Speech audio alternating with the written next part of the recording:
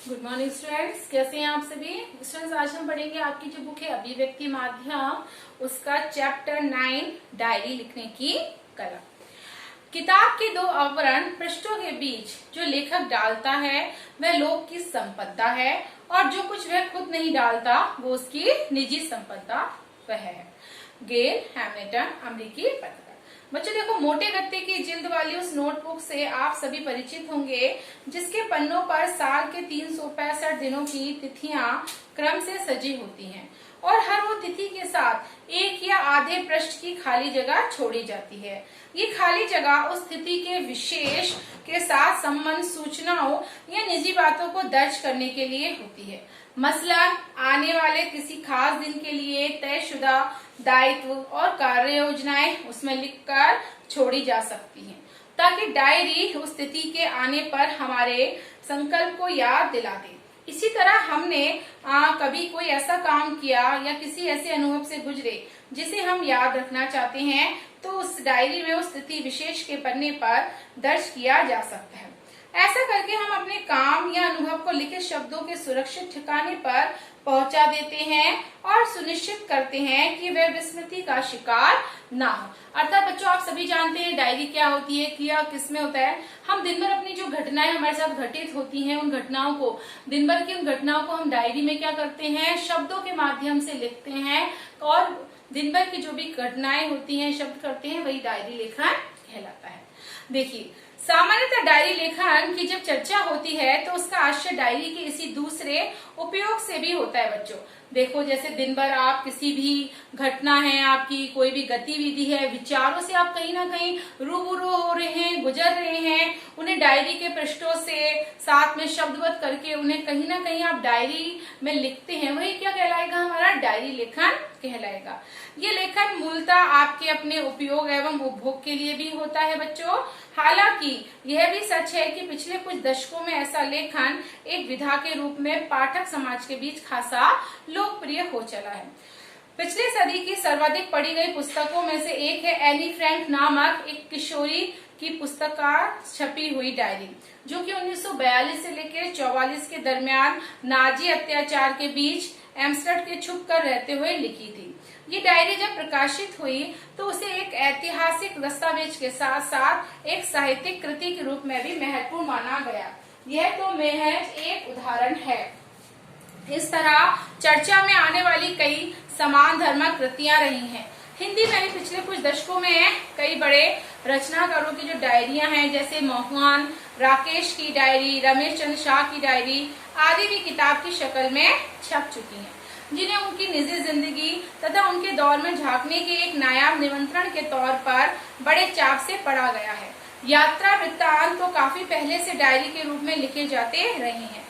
रामवृक्ष मैनीपुरी की पैरों में पंख बांधकर राहुल सांस्कृत की बच्चों रूप में 25 मार्च, सेठ गोविंद दास की सुदूर दक्षिण पूर्व, कर्नल सज्जन सिंह की लद्दाख यात्रा की डायरी, डॉक्टर रघुवंश की हरी घाटी इत्यादि पुस्तकें यात्रा डायरी से संबंधित हैं।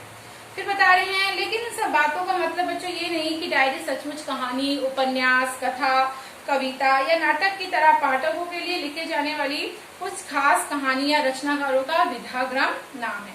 डायरी का देखा जाए तो उस अर्थ में बच्चों साहित्य विधा भी नहीं है, भले ही वह किसी और साहित्य विधा की कृति को अपना रूप उधार दे सकती है। मसलन निबंध है, कहानी है या उपन्यास है, वो डायरी की शक्ल में लिखे तो जा सकते हैं, लेकिन वहाँ डायरी का सिर्फ रूप होगा। अंतर वस्तु के लिहाज से बच्चों उसे हम डायरी नहीं कह सकते हैं। तो फिर डायरी सचमुच में क्या है, आइए जानते हैं। हम कह सकते हैं कि वे नितांत निजी स्तर पर हमारी घटित घटनाओं और तत्संबंधी बौद्धिक भावनाओं प्रतिक्रिया का एक लेखा जोखा होती है। इन्हें हम किसी और के लिए नहीं बल्कि स्वयं अपने लिए शब्दबद्ध करते हैं। ऐसा अवश्य हो सकता है कि किसी समय उसकी सामाजिक सांस्कृतिक उपयोगिता का पहलू हमारे ऊपर उन्हें सार्वजनिक कर लेने का दबाव बनाए रखता है, लेकिन इसका मतलब यह भी नहीं है कि वह सार्वजनिक किए जाने वाली ही लिखी जाती है। शुद्ध लेखन के स्तर पर देखें तो वह अपना ही अंतरंग साक्षात्कार होता है, यानी कि हमारे अंदर की जो बातें होती हैं उसको कहीं ना कहीं हम डायरी में नोट करते हैं। अपने ही स्थान पर स्थापित होने वाला सम्मान एक ऐसा साक्षात्कार और संवाद है जिसमें हम अपनी तरह की वर्जनाओं से मुक्त होते हैं। जिन बातों को हम दुनिया में किसी और व्यक्ति के सामने बच्चों नहीं कह सकते, हम कहीं ना कहीं डायरी के पन्नों पर शब्दबद्ध करके खुद को सुना डालते हैं।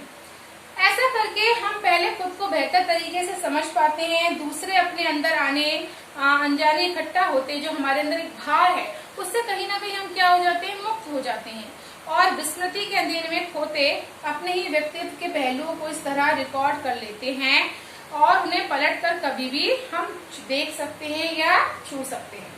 लेकिन ऐसा नहीं है कि डायरी सिर्फ ऐसे ही निजी सत्यों को शब्द देने का जरिया हो जिनकी किसी और रूप में अभिव्यक्ति वर्जित है। वह एक तरह का व्यक्तिगत दस्तावेज भी है जिसमें अपने जीवन के खास क्षणों, किसी समय विशेष में मन के अंदर कौन जाने वाले विचारों, यादगार मुलाकातों और बहस मुहासिबों को हम दर्ज कर लेते हैं। अपनी कई तरह की स्मृतियों को हम कैमरे की मदद से भी रिकॉर्ड करते हैं, पर खुद अपना पाठ तैयार करना और जो कुछ घटित हुआ है उसकी कहानी कहना एक ऐसा तरीका है जो हमें आने वाले दिनों में उन लम्हों से कहीं ना कहीं रूबरू कराता है या दोबारा जीने का मौका देता है। आज के बच्चों तेज रफ्तार में ये तरीका सचमुच नायाब है। जिंदगी की तेज रफ्तार में इस बात की आशंका हमेशा बनी रहती है कि सतही और फौरी किस्म की चिंताओं के अनवरन हमलों के बीच गहरे आशय वाली घटनाओं और वैचारिक उत्तेजनाओं को हम भूल जाएं। डायरी हमें कहीं ना कहीं भूलने से बचाती है। यात्राओं के दौरान डायरी लिखना तो बहुत ही उपयोगी साबित होता है। एक लंबे सफर का वृत्तांत अगर आप सफर से लौट कर लिखना चाहें तो शायद पूरे अनुभव का 2 या तिहाई हिस्सा ही बचाकर शब्दों में उतर पाएगा। लेकिन अगर आपने सफर के दरमियान प्रतिदिन अपनी डायरी लिखी है तो अपने तजुर्बे को लगभग मुकम्मल तौर पर दोहरा पाना आपके लिए संभव होगा।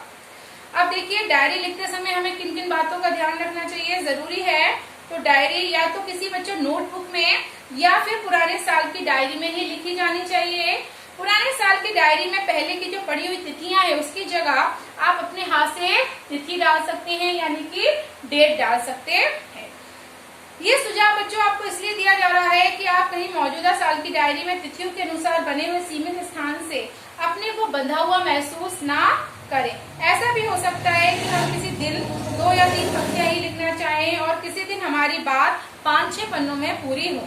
कहा भी गया है कि सभी दिन एक समान नहीं होते हैं और डायरी में किसी निश्चित तिथि के साथ दिया गया सीमित स्थान हमारे लिए बंधन बन जाएगा।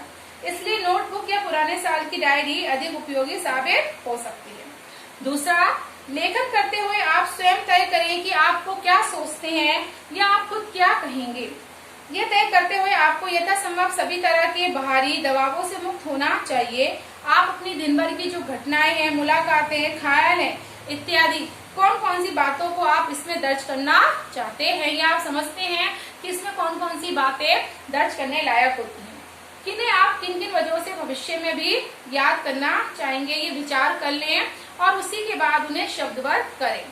डायरी बिल्कुल बच्चों निजी वस्तु होती है और ये मानकर ही उसे लिखना चाहिए कि वह किसी और के द्वारा पढ़ी नहीं जानी चाहिए। अगर आप किसी और को पढ़वाने की बात सोचकर डायरी लिखते हैं तो उसका आपकी लेखन शैली, विषय वस्तु के चयन और बातों के बेबाकपन पर पूरा असर पड़ेगा। इसलिए ये मानते हुए डायरी लिखें कि उसका पाठक अपने अलावा कोई और नहीं है। साथ में कह रहे हैं आखिरी पर बहुत अहम बात यह है कि डायरी जो है बच्चों बहुत ही नितांत और निजी स्तर की घटनाओं और भावनाओं का लेखा जोखा होने के साथ साथ आपके मन के जो आईने हैं कहीं ना कहीं उन पर आपको ध्यान देना चाहिए। तो बच्चों ये था आपका डायरी लेखन जो कंप्लीट हो गया है। Thank you.